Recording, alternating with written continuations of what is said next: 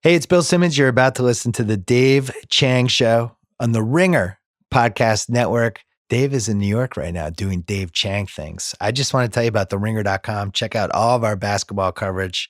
Check out all of our podcasts on the Ringer Podcast Network, including my podcast, the Bill Simmons Podcast, the Ringer NBA Show, the Ringer NFL Show, everything we have going. House of Carbs with Joe House.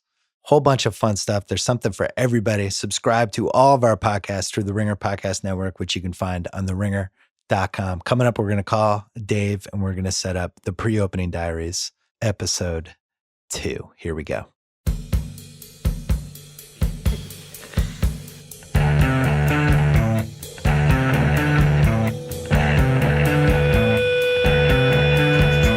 Hey, this is Dave Chang. You're listening to the Dave Chang Show on the Ringer Podcast Network, presented by Majordomo Media. I'm in New York, Bill's in LA, and we're going to give you the intro to the pre-opening diaries, Volume 2. Yeah, so we taped, if you listen to the pre-opening diaries, episode 1, we taped the first 3 before you opened your new restaurant in LA, Majordomo, and then we taped the last 2 after. So we just wanted to give some context to episode 2, which basically goes into when you're trying to put together a staff in a restaurant, you need to do some testing of all the people you're doing, some dishes, all that stuff. How tense of a time is this looking back from a scale of 1 to 10 for you? Incredibly stressful. I just got my biannual physical, and they said my cortisol levels are through the roof still, so that's good. Oh, no. One day we'll talk about the stress involved in it all, but right around this time, every day was a little bit more and more stressful, and the best way I can express the feeling, it's like getting your college acceptance results and like asking a girl out on a date, maybe like medical results too, simultaneously. It's a terrible, terrible feeling. And I think it was cathartic to talk to you about it at that time. Volume 1 was a little bit about like how we got to that point, and we're going to go into this episode of the pre-opening diaries talking a little bit about the menu, the construction of the team, kitchen design. And also, I curse way too much, a little bit about delivery, and I want to go through a podcast without dropping the F-bomb. I don't know if that's going to be possible. Well, that's just what you do, unfortunately. It's just part of the Dave Chang Show experience. So yeah, we're going to run this one, and then Volume 3, either next week or the week after. We have a whole list of fun guests that you're going to have too. So we might break away from these pre-opening diaries and have at least one podcast in between just to prepare the audience. And then when do you get back to the West Coast? I'm back on Sunday. Are you going to stop by Washington and throw your own feces at the Wizards, or are you just going to come right to LA? You know what? I'm just glad that Toronto laid the goose egg yesterday instead of the Washington Wizards. Joe House said he was happy when the Wizards lost, that he was able to finally be put out of his misery. Did you feel that way too? Yeah, I thought it was the most illuminating Joe House has ever been on any podcast, talking about the demise of the Washington, D.C. sports teams. And I've already blocked out in my mind the person that he was saying that we were going to possibly trade for. Did he say that we're going to get Carmelo? No. That would be amazing. That's a reality show. We were talking about Hassan Whiteside, which would be probably just as traumatic. But yeah, it's not great. Yeah. It's the polar opposite of Philadelphia and Boston. I don't really understand the Celtics. Brad Stevens is the greatest coach maybe ever. And you just have the Randy Whitman, Scott Brooks type coaches every year. Yeah. Actually, I think that's a future podcast about leadership strategies as a coach and how you can be a chef and learn how that works for the best sports teams. I think there's a lot to be learned for the culinary world. If Scott Brooks was a chef, would he just make the same mistake with the filet mignon every single time? You know what? The biggest thing that you guys have been talking about, I think, that I've been repeating on your pod is what to do with Russell Westbrook, the dilemma. And I think that's a lot of people in the culinary world as a chef or restaurateur can understand. It's if you're too good, you may not be able to get to the next level unless you figure it out. But that's the hardest dilemma. And I don't know what to do there. Wait a second. This is really interesting. So if Russell Westbrook was a chef, how would the staff interact with him? And would he just be, Exactly. He would never delegate and he would just have to do everything. But when he wasn't there, the kitchen would fall apart? I think as a chef, he's the kind of person that is so prodigiously talented and is really a great teammate. But because he's so great talent-wise and he's such a good teammate that he becomes a bad teammate. right? Yeah. Because nothing else can grow because of that. And it's essentially, to me, a moral of the story of what worked for you in the past won't work for you moving forward. And that's a really hard place to be. No one knows what to do. And I know I've probably been in that situation before, and I know that other chefs have as well. And to be able to sort of unravel that, that's going to be really difficult. And like we were talking about on the last podcast about making menus or making a dish that no one else can make. I think that's really hard, but you want to be able to be the best teammate possible and still be yourself. And I don't know how that happens. Did you ever have a moment where you shot 43 shots in a playoff game, but it was the chef version of this? I'm sure I have. I've probably made every mistake under the sun. But yeah, I mean, listen, I'm trying to empathize with Russell Westbrook. It's a weird place to be, to feel bad for the guy, but I'm sort of weirdly feeling bad for Westbrook. Out of all the NBA players, who would be the best chef, like their style of game? I feel like Ben Simmons has a chance to be an awesome chef, and he would get the whole staff involved. I'm going to say anyone on the San Antonio Spurs. Oh, the infrastructure. I like it. The infrastructure. Popovich would have been an amazing chef. He loves wine, so maybe there's a possibility. Yeah, he'd spend way too much on the sommelier. Unfortunately, Kawhi would be this awesome chef who then would disappear for 5 months because he cut his finger, and you keep waiting for him to come back, and now all of a sudden he's not even at the restaurant. He's in another city, and you don't know what the hell's going on. I feel like we could do all these sports metaphors, analogies for a solid year and never get tired of it. Yeah. Last thing, you had a big crawfish day in D.C. What happened there? Yeah, we have a new chef, Taste Strain. A local boy comes home, and he loves the Chesapeake area. He loves shellfish, crawfish boils, and we did our launch of our patio in D.C., and obviously we extended our invitation to Joe House, and he no-showed. So, Wow. I'm still going to love you, Joe House, but I'm sad that you didn't join us to eat. Delicious crawfish. Okay. Yeah. Did you get any good feedback for episode 1? What do we have to change? What do we have to get better at? I think for feedback, personally, I didn't even speak to my dad, but I imagine this is what my dad would have said, and you guys can understand why I'm such a neurotic individual. He probably would have said, that's great, you hit number 2 on iTunes, but you're not number 1. So, at this point, I'm willing to throw everything out to get to the top ranking. So Who knows? Who knows what could happen? Okay. Coming up right now, episode 2 of the pre-opening Diaries, which was taped right after Christmas, about a month before Majordomo opened, right? When did Majordomo open? Like mid-January, late January? Yeah. I'm not even sure. I've already blocked it out. All right, here it comes right now, episode 2.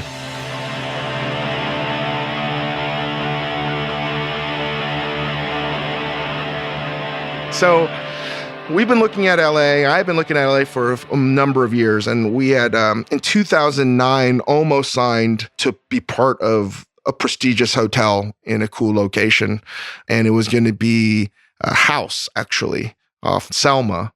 I can say that much. And it was going to be for like 18 people, and it was going to be I thought it was going to be the coolest thing I'd ever been part of. 18 people total? Yeah, it was going to be very intimate. Oh, I like those restaurants. But it was going to be set up like a house, and it was going to be super fucking cool. Anyway, it fell through at the 11th hour, and we basically decided to take some of those ideas and move it all the way to Australia, which is sort of the main reason we opened up in Sydney, Australia at the time in 2010.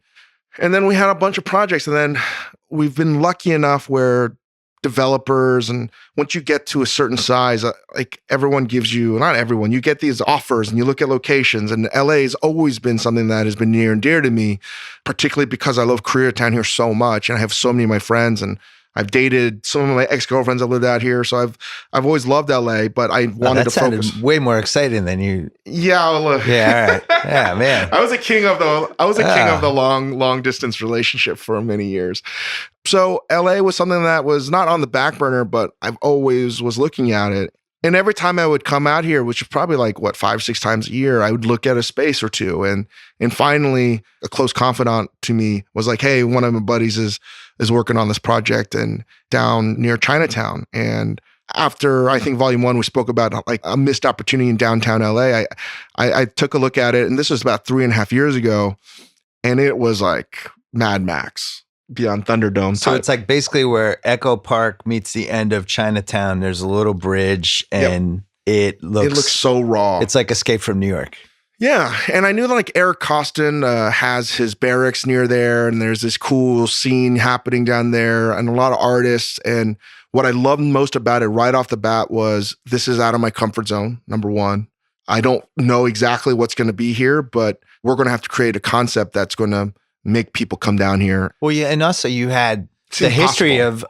of neighborhoods rejuvenating pretty quickly, like where Bestia is. That place Yeah. had nothing, and all of a sudden And, became and something. I mean, we spoke about it in Arts the District. past podcasts on Volume 1 about Uber changing everything. Yep. And I just remember looking at this being like, this is so raw and it's so full of possibility that this is the kind of thing that I like.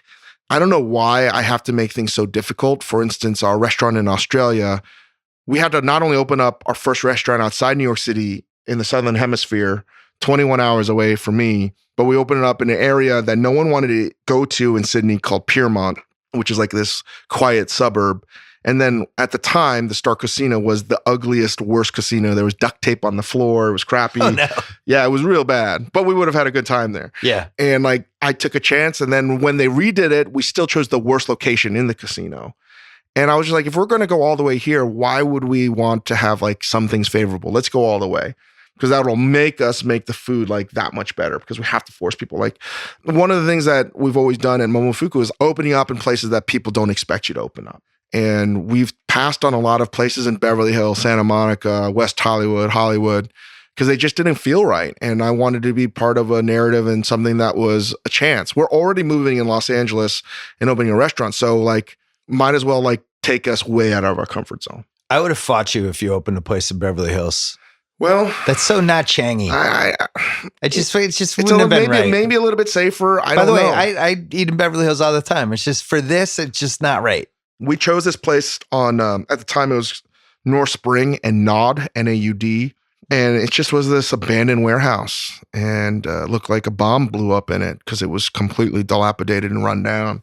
And there was train tracks. Literally the backyard is the LA River with no water in it. And it just looked like post-apocalyptic almost. But yet at the same time, there's entry points from various directions that are Right. neighborhoods that it weirdly makes sense for a restaurant to be there. And 5 years from now, that neighborhood could be totally different. And that was the big thing that I was trying to figure out is, and I think I learned that too when we were doing Nishi, was let's not make a concept that's going to make sense for us in the next immediate future, like 12 months out. Like, food, and not just food, like culture at large is moving at such a rapid pace in terms of what's in, what's hot, what's fashionable, that if you get caught up in the trends, like, I think you're doomed. And we wanted to come up with a concept that was going to be, or a location first, that you could project 5 to 10 years out. I don't think locations matter in LA nearly as much as they used to. I think when I moved here, and you really could only get from point A to point B by driving the car yourself because there's no cabs.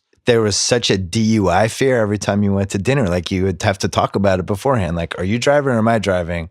All right, I'll have one drink. And that's just how you laid it out. And you made your choices based on location and how dangerous it would be when you're driving home, which sounds terrible, but that's the way we thought. And now it's like with Uber and just, People it get just drunk. doesn't matter anymore. People get drunk now. It's the rejuvenation of 40-year-old drunk people is what's happening. It's we really talk about the changed it. parents in my school. It's like people go out, they'll go dinner, they'll get bombed now. People could not do that 15 years ago. And that was always what LA chefs would complain about New York, because they were like, oh, people drink so much more in your restaurants. But now the same chefs that were complaining were like, oh, this is amazing now, because ride sharing has fundamentally altered the economics of restaurants. We always joke about there's more mistake kids from the LA when Uber took off in LA, more people having third kids than maybe they bargained. So yeah, anyway. I'm still nervous about our location, because even though I feel very good about it, whenever I tell people where it is, like the greater Dave Cho always says, like, who's going to go down there? It's like the worst location possible. So I love that. He went all in. I'm like, why'd you pick there? yeah. Just pick a normal place. But it was like, you like the degree of difficulty. This is where people don't realize the economics of a restaurant. And when I was younger, I've been lucky to have all these like people that have given me advice. They're like, why do you keep on opening up these 20, 40 seat restaurants? I'm like, I don't know, because I want to. And they're like, it's the same amount of work that you're going to have to do for a 150 seat restaurant. Yeah. And I didn't understand that. So the fact that the location size was big, it's a big warehouse. It's about 7,000, 8,000 square feet. So many seats. All in, I think it could be 200, 180. Wow. which is huge. But the thing is, inside, it's only about 70 seats, right? Which is good for me. But that's the ideal number. So you can flex it out if you need to. Yes. We're going to have outdoor seating, and the private dining room is super important. So if you have all of those in, that's around 200. So Ringer 2-year anniversary party, you'll be able to accommodate like 180. Done. Huge deposit for Ringer.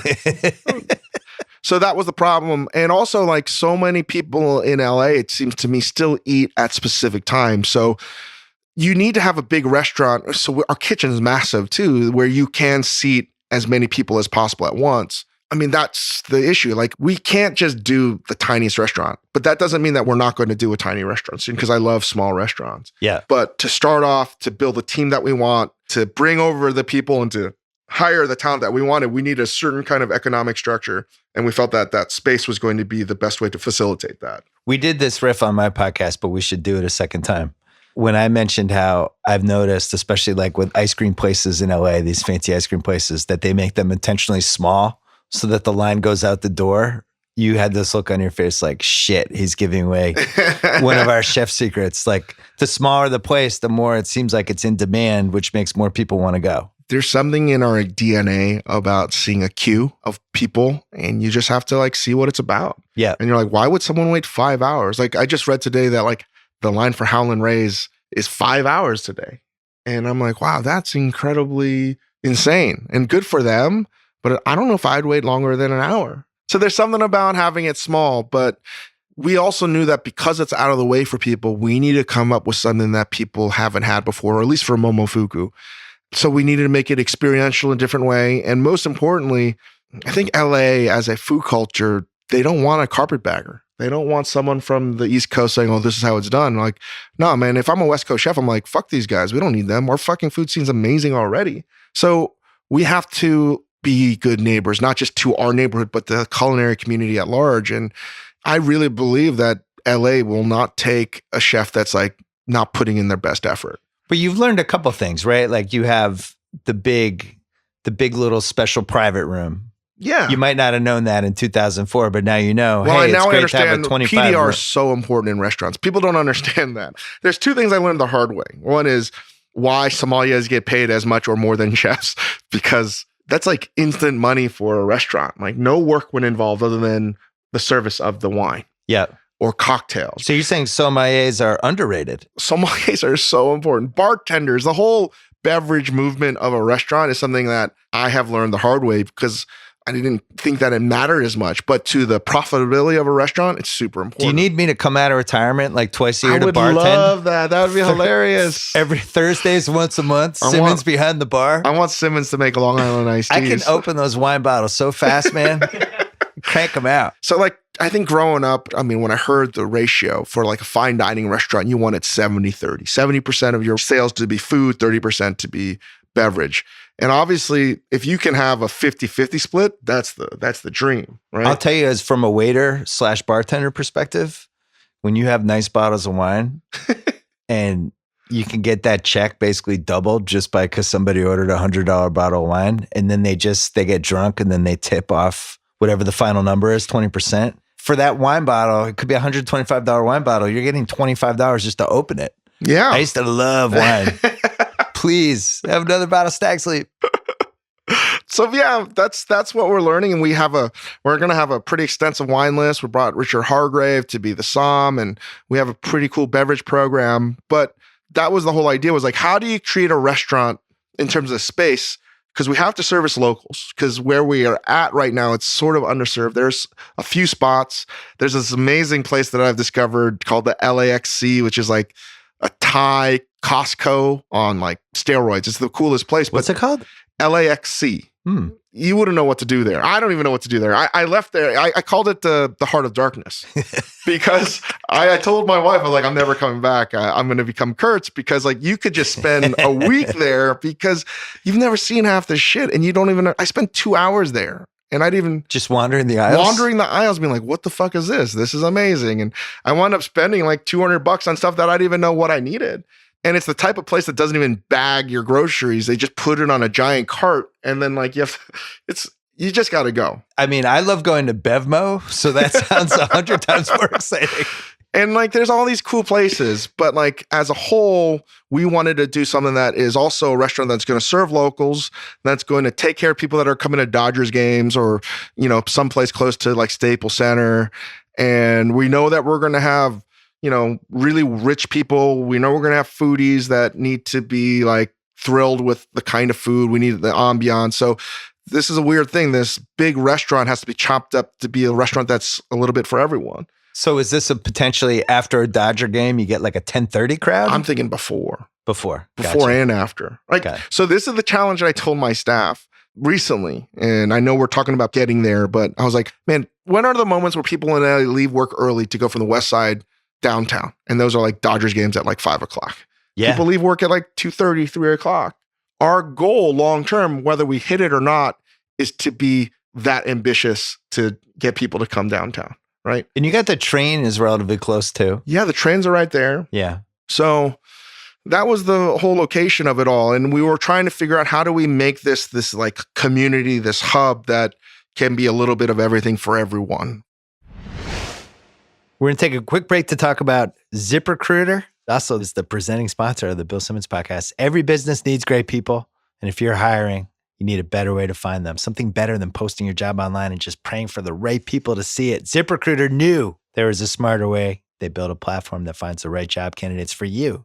ZipRecruiter learns what you're looking for, identifies people with the right experience, and invites them to apply to your job. In fact, 80% of employers who post a job on ZipRecruiter get a quality candidate through the site in just one day. And ZipRecruiter doesn't stop there. They even spotlight the strongest applications you receive, so you never miss a great match. The right candidates are out there. ZipRecruiter is how you find them. Businesses of all sizes trust ZipRecruiter for their hiring needs. Right now, our listeners on the Dave Chang Show can try ZipRecruiter for free. That's right, for free. Just go to ZipRecruiter.com/Chang. That is ZipRecruiter.com/Chang. ZipRecruiter is the smartest way to hire. Back to Pre-Opening Diaries, Volume 2. Can I ask you a super nerdy question about restaurant equipment? Yeah. Because I'm sure you have like a state-of-the-art kitchen and these things and all the, like, did you hit a point where you were overspending on stuff or you were making mistakes? And what's the balance for you want to have great stuff, but you don't want to have to go too over the top? You know, thankfully, there's two people that have made this process amazing. Sarah Asti and Sam Gelman. Like, good Lord, like, I am the worst at designing a kitchen because I don't like spending money on anything. I spend money on fly fishing and like going to restaurants. But like when it comes to kitchen equipment, you can't get cheap with a kitchen. Oh man, I'm the worst. I will spend so much money on shit that you don't even need because like I just lose my mind. I don't even understand how to describe it. Like it's got to be this specific kind of bowl, the specific kind of cutting board. Like it's stupid. It makes no sense. In terms knives, of everything. Everything has to be a certain thing. I've backed off on this a little bit. Yeah. I've said, okay, we have a certain budget. Let's do what we can with that budget. And again, this infatuation of trying to buy the nicest shit has only recently happened. And it happened when I was in Australia. Because when you're on a casino budget, I said, listen, like if I have to come to Australia, you got to build me the nicest kitchen possible. They built me like a $3 million kitchen. Right. And I was like crazy. So like we have 2 Maltini ranges. And that's like one of the nicest things. And anyway, historically, we've always bought affordable stuff. And I wanted to get back to like getting it nice Can and we talk affordable. about prices? Like how much is it to put together a state-of-the-art kitchen? The 2 Maltini ranges were $500,000. Wow. Yeah, in Australia. And I didn't want them. I wanted the Athernal, which is this another thing. And it's a great range. I consider it like a BMW. Maltini would be a Lamborghini, right? I was like, I don't want a Lamborghini. I want like the 4-door BMW sedan. That's okay. Gonna be Now just you're going to be so amazed that I asked this question, but what the hell is a range? A range is, so this is all based on French culinary systems. So a brigade is what would normally fill a big kitchen. So you would have different kinds of cooking on that range. So you would have a meat station, a fish station, poissonnier, you'd have entremet, and you would have like a hot apps person or maybe a pasta station. So like when I'm watching Burnt with Bradley Cooper, one of the best movies made of the last 10 years, that whole thing they were cooking on in the middle, that's the range. Some people call it a piano, but I don't know anyone that does that. But the traditional French range, it's going to become non-existent in the near future. Gotcha. Because people just don't cook that way anymore. I mean, these ranges were designed because you would normally have a brigade system where you would have a commis, which is basically an intern, and the lowest level would be, I'm getting the charcoal or wood to keep this hot, right? And then you would work your way up from there. So you would have like 50 people working a range. Now you don't need that. So that's like a vestiges so of the it's a couple old. 100,000 at least for any No, good not the stuff. range. We don't have a specific range. We're using Jade equipment this time, which is it's a great American range. It's great. Like America makes really great shit. It's just not going to be the beautiful, super ornate stuff that you see in super fancy fine dining kitchens, right? Or Burnt with Bradley Cooper. One Man, of your favorites. I watched that again recently. I know we've spoken about that, but like I don't fucking understand the What's the cooking in single bags. most important staff hire? What is like the first thing you need with a staff? Who's the first person you get?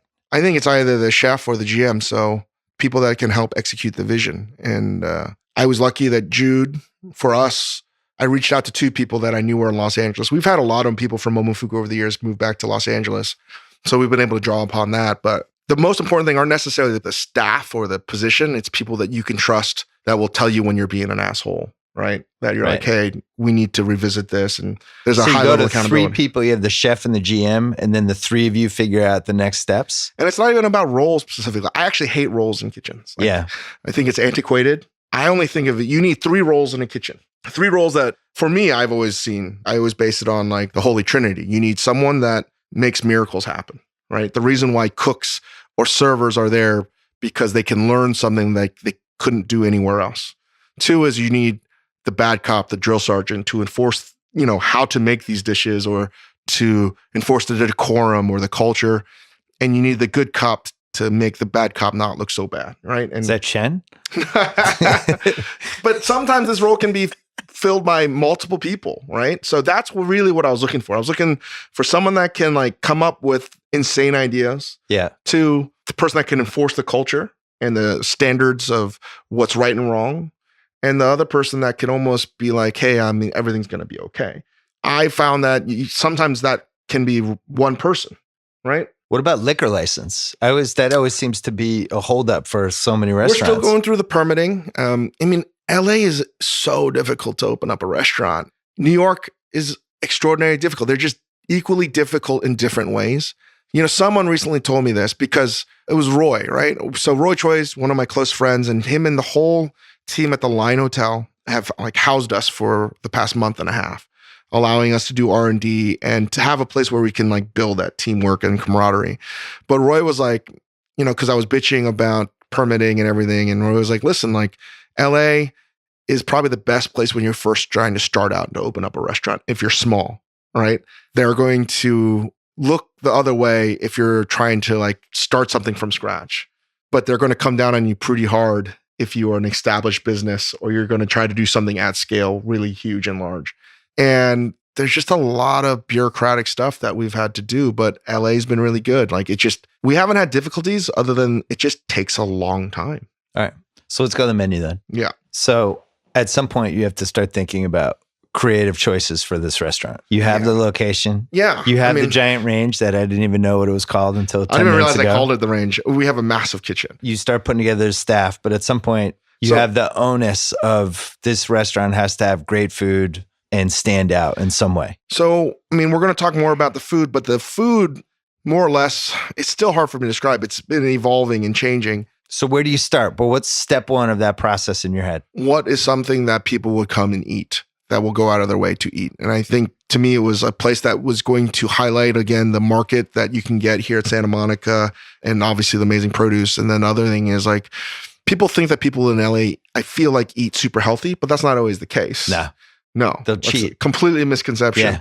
People eat a lot of meat here. It's really more of a steakhouse type of town. The problem is they don't eat heavy lunches, I think is the LA difference. But dinner, yes, they'll eat. So part of it is like, okay, we got to do something that's, I wouldn't say meat oriented.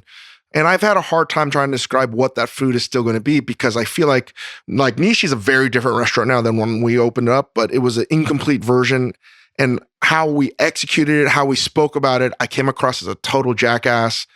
And I spoke about it too much and there was no sense of discovery. You were like a movie actor who did too many interviews about the movie and what was in it. And then I felt like I didn't need to see the movie. Yeah, I should just shut up, you know?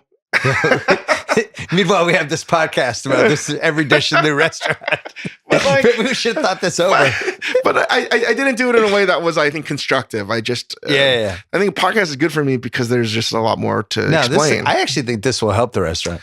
Do you feel like because you're Korean, people expect the restaurant to have at least an Asian bent? Well, it's definitely going to be because the older I've gotten, the more I've accepted the fact that my skin color is not going to change. Right? Yeah. I'm more comfortable being Korean than I've ever have in my entire life. I am too. So part of it is, the strange thing is many people come up to me and they're like, I don't even like your food, but I really want you to do well because we don't have a lot of like people that are Asian, Korean, doesn't matter, that are in the spotlight, that are pushing culture forward a little bit. I don't like being typecast as Asian. I've worked my entire career to not make Korean food. Yeah. Even though people say, oh, you make Korean food, I think it's always been a little bit more Japanese, a little bit more of the American South, a lot of French, or whatever. It's been this hodgepodge of stuff. So initially, I think it was to do a lot of Korean food, and not to say that it's Korean because we're not doing Korean food.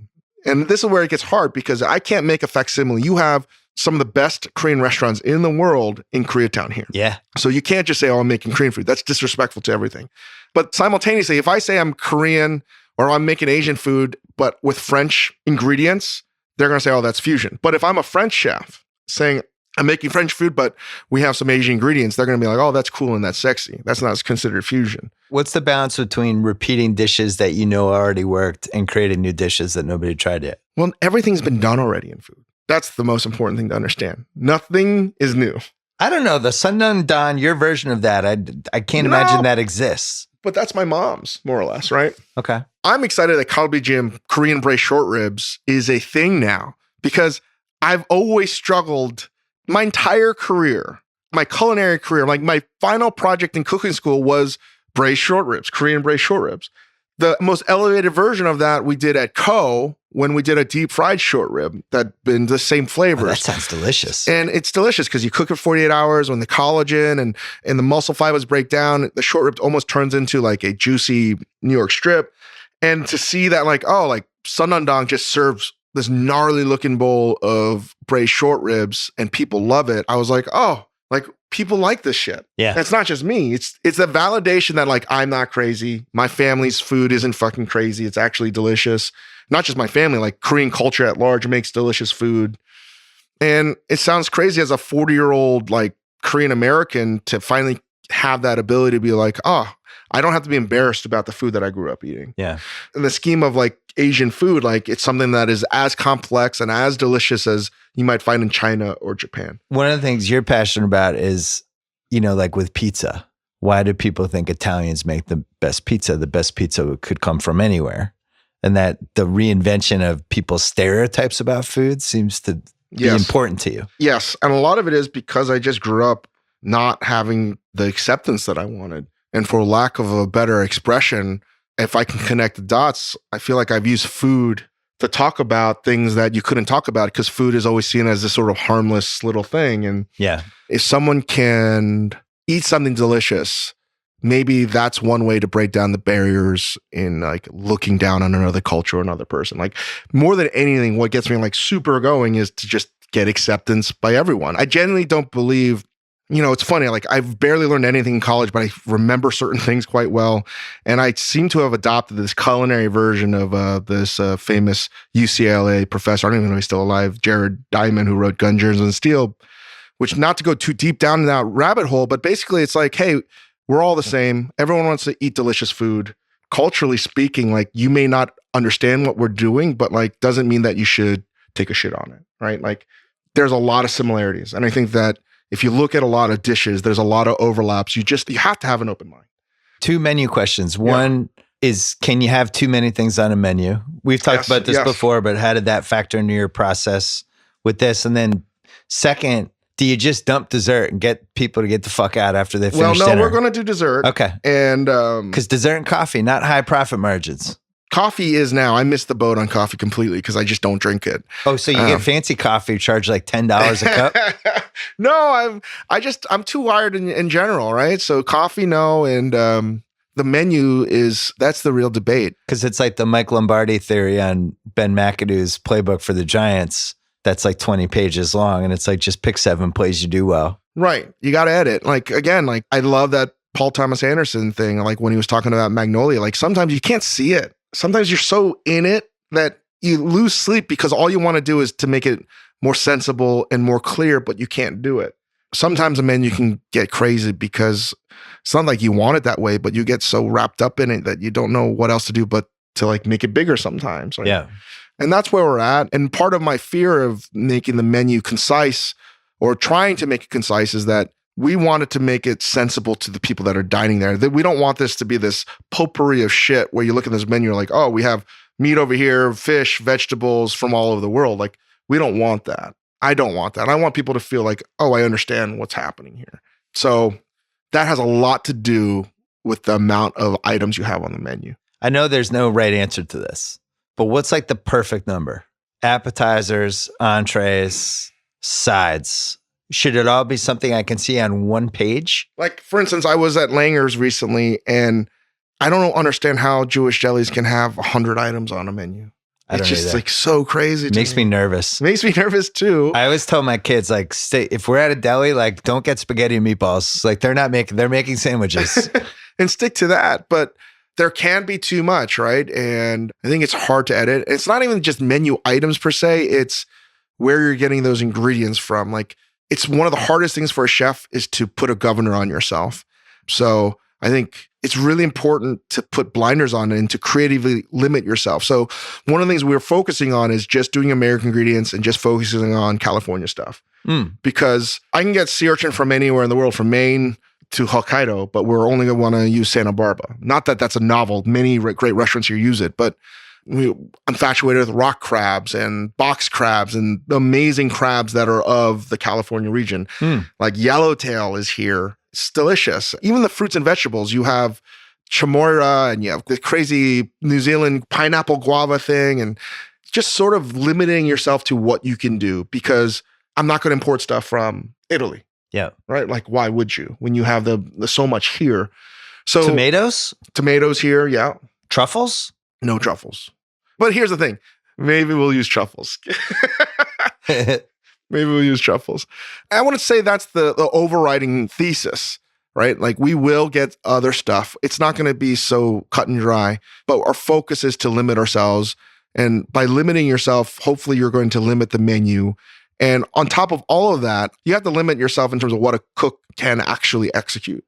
So in a kitchen, let's say it's 50 to 70 seats and you have 6 cooks in a kitchen. So traditionally in a kitchen, like a traditional kitchen, you have garde-manger. You might have 2 people working on, usually one, at least one, obviously. Sometimes 2 if it's a big garde-manger station. They're doing the cold apps, the terrines, the salads, a lot of the raw fish. Maybe the second garde-manger person is also doing hot apps. It's like a soccer formation, right? You can change it a variety of ways. And then you have someone that's maybe doing pasta or entremet, vegetables, fish station, meat station, and you have dessert. So like 6 to 8 people. And then you have a chef that's like expediting and making sure all of it's happening, maybe a sous chef. But ultimately, each cook can only be responsible, in my opinion, 4 to 6 dishes per person. Is there anything you cross off because the dish is so complicated it's not worth the manpower? Oh, that's another thing. That's a good question. You want to make dishes that people can execute. Replicable, executable dishes. And that's my biggest pet peeve when like I see someone I've promoted to be a chef or a sous chef and they put something on the menu and it's delicious and it's super fucking cool, but only they can execute it. I'm like, so what's the point? Right. Like, our job is to make everyone as successful as possible. Why would you want to set them up for failure by making them a dish that they can't do? And I think a lot of that actually comes with age. Like, I remember looking at some of my earlier dishes where I'm like, what the fuck was I thinking? Because it was so hard to do. The only thing that it was good for was making my ego bigger. Yeah. That's it. You could do the dish that nobody else could do. And It's that just stupid. vaulted you. In a kitchen, this is another pet peeve of mine. I don't understand why anyone makes anything, not even a dish, but anything in a restaurant, that they scenario it out under best case situations. Right. It never fucking happens. I mean, you've worked as a bartender. It's like, when did you have a day where everything went according to plan? It never happens. There's always shit that goes wrong. You know, the gas might be out. The fish guy shows up late. Your cook cut himself, is in the hospital. Like every day you have to deal with the stupidest shit. Hey, we're taking one more break. If you're a fan of podcasts, you've no doubt heard countless mattress ads, a bed in a box that ships right to your door. Well, get this. A group of furniture and bedding experts got together a couple years ago and decided to do something really unique. Create a mattress that's actually good. Pangea Bed is a copper-infused mattress with the highest ratings of any mattress sold online.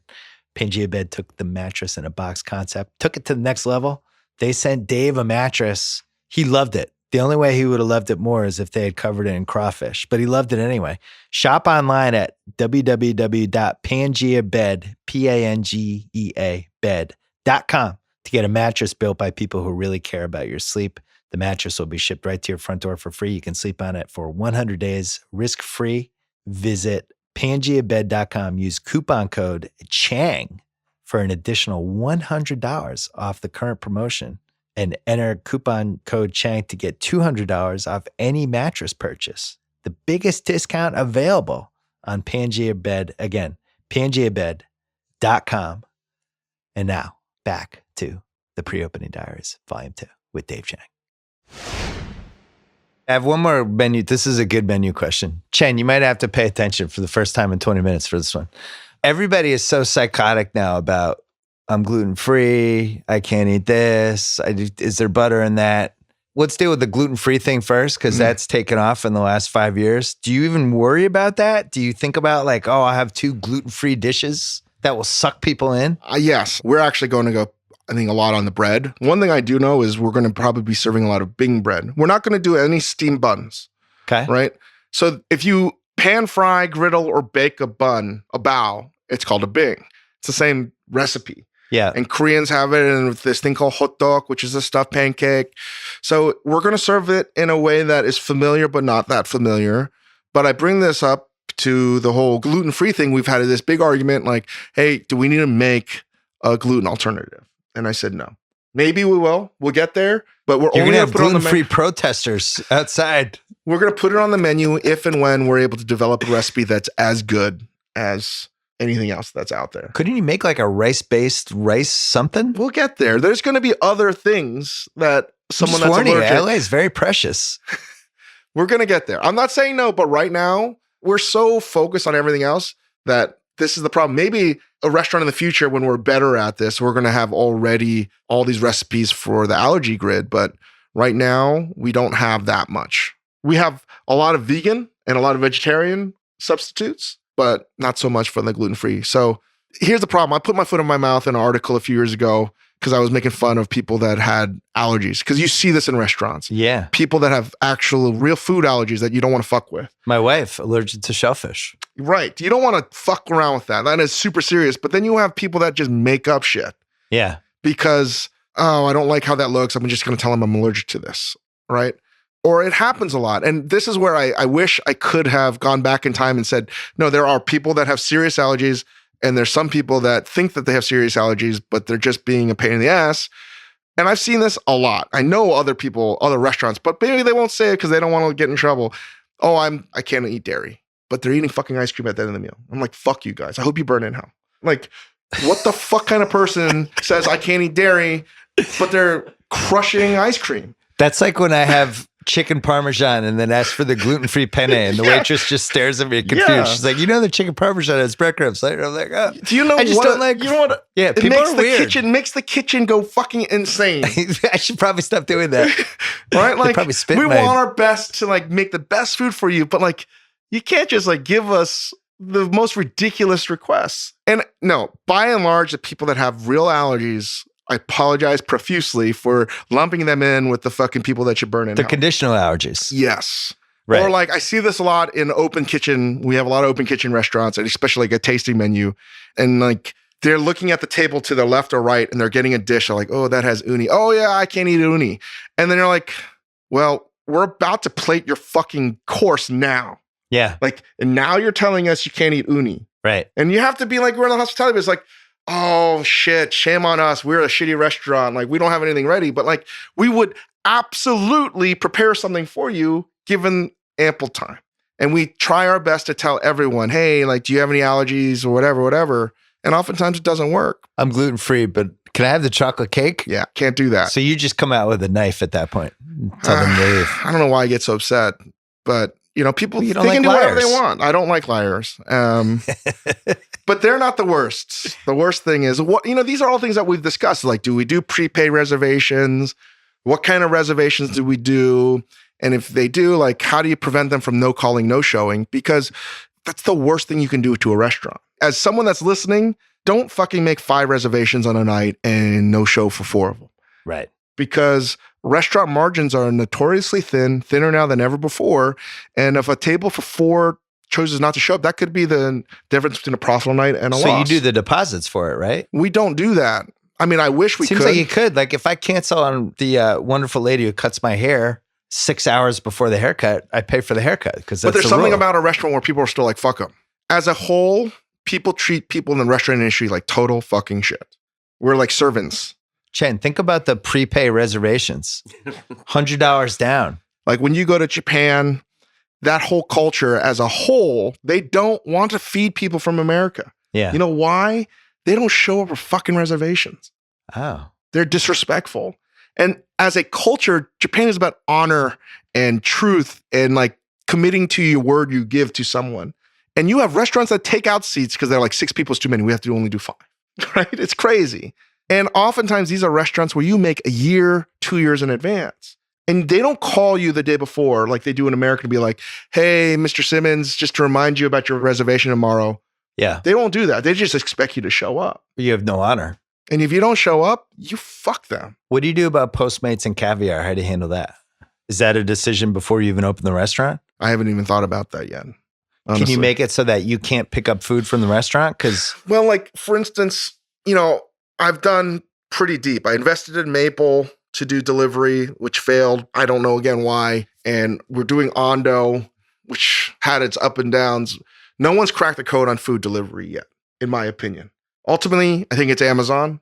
But the reason why Postmates, I bring it up and you bring it up is I spoke to Bastian about this a few years ago. He's the CEO of Postmates. I'm like, why are you offering the ability to buy melted cheese from any restaurant? Yeah. It's going to get to your house like shit. They need to edit what you can actually deliver really well versus not, right? Like tacos don't deliver well. So is it worth it for you? Like say you get a $200 Postmates order.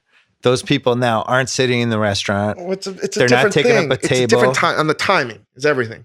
And you see this on Postmates if you try to order something from Postmates or any kind of delivery service. Your orders from 7 o'clock to 9 o'clock or 6:30 to 9 o'clock might take forever. Yeah. Because guess what? They don't give a fuck about you unless you're only doing to-go orders. You have to take care of the people that are in the dining room.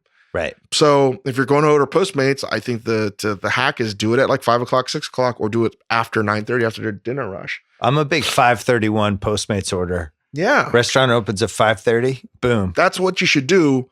Problem is with Postmates too is they'll just deliver even if you don't offer delivery from a place. I don't know. I think they're getting a lot better at it because now they just say it's not available at this time. And listen, if people want to support the restaurant, great. But for a long time, as a rule of thumb, we never offered delivery at any of our restaurants, even though we do it now at all of our restaurants for the exception of Co, because the food didn't travel well. And I don't want someone to write a review about us because they had a shitty meal because they're eating their boxes, watching ESPN, and the food was cold. I think we've reached a point in time where I tell you that I had the Castle's patty melt Postmated. And guess what happened? Wasn't good. Yeah. The medium rare suddenly was medium well by the time it got to my house because the meat It's naturally not cooked Christian's for another. fault and the guys at Cassell's. It's not. I was That's mad your at myself. fault. It's your fault. No, it was 100% my fault. And I was really upset at myself that I disgraced this wonderful patty melt that should have been eaten by another human being. So again, if I had to rank the foods you should order delivered, number 1 is pizza. Travels better than anything else, but not Neapolitan style. So don't write a shitty Yelp review if you're like, oh, I got Neapolitan pie, but it sucks and it was too soupy. No, you got to eat a Neapolitan pie in the store. Don't order that delivery. Don't, there's so many pet peeves. I won't even go down this list. Pasta delivers or well. Sushi, right? Like a really good sushi place that is not at the counter. But you can't have delivered nigiri. It just doesn't make any sense to me. No. And by the way, I've done it many times. It's fine. But if you do the maki izakaya, rolls. we did sugarfish, and sushi has about a half-hour shelf life. One day we're going to have to just talk specifically about sugarfish. I'm not going to make many friends. People like it out I here. know. I don't get it. Yeah. It makes me so upset. It's very, the packaging is great. It's their other one in New York, they just do the rolls is really great. I the like that a lot. execution of Sugarfish from start to finish is just really smart. Maybe I'm just jealous of their success. They give you 3 choices. They do it the same way every time. You have no say in it, and they get you the hell out. What Eat if you the sushi and leave? Being Italian American yourself, what if you heard that everyone in a certain part of America, let's just say it's California, everyone thought the best Italian food was Olive Garden. Like, wait, that's not chicken parm. Don't define my food by something like this. Again, I don't like talking about it because you come around as the worst food snob possible. But I want people to eat real good sushi. I just don't think they know what it. Once they taste it, they're going to be like, "Oh my god!" Is sushi something you would mess around with this new restaurant? No, that's out. Too hard.